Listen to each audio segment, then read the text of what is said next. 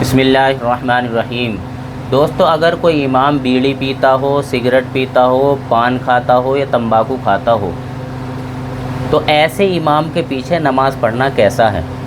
तो दोस्तों ये बात समझें, पान खाना, तंबाकू खाना, बीड़ी पीना, सिगरेट पीना, इनका इस्तेमाल करना मकरूह तंज़ीही है। मकरूह तंज़ीही उसे कहते हैं जिसके करने पर कोई इक़ाब भी नहीं है, हाँ न करने पर सवाब मिलता है।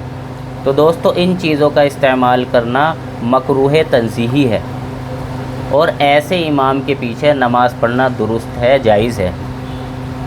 लेकिन दोस्तों ये बात समझें कि इन चीज़ों के इस्तेमाल करने से मुंह में बदबू पैदा होती है जो लोगों के और फरिश्तों के तकलीफ़ का सबब बनती है।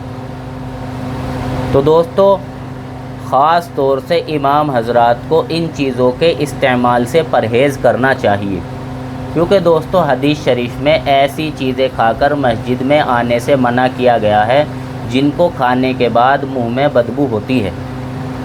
तो पहली बात तो ये है कि इमाम हज़रात इन चीज़ों का इस्तेमाल ना करें, क्योंकि दोस्तों ये चीज़ें अहले इल्म की शायान शान नहीं है।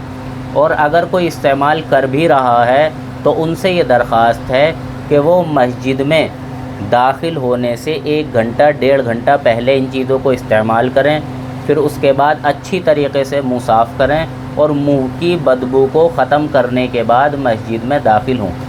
क्योंकि दोस्तों बदबूदार मुँह लेकर मस्जिद में दाखिल होना ये मकरूह तहरीमी है। तो पहली दरख्वास्त तो ये है कि इन चीज़ों से बचा जाए, और अगर कोई नहीं बच रहा तो उसको चाहिए, चाहे वो इमाम हो, मुक्तदी हो, मस्जिद में दाखिल होने से 1 आध घंटा पहले इनका इस्तेमाल करें, अच्छी तरीक़े से मुँह साफ़ करें और मुँह की बदबू को ख़त्म करके मस्जिद में दाखिल हो। अलबत्ता ये बात फिर समझ लें कि ऐसे इमाम के पीछे नमाज़ पढ़ना दुरुस्त है, जायज़ है, कोई दिक्कत नहीं है और सवाब में भी कोई कमी नहीं होगी। अल्लाह ताला हम सबको सही समझ की तौफ़ीक़ नसीब फ़रमाए। व आखिरु दावाना अनिल हम्दुलिल्लाहि रब्बिल आलमीन।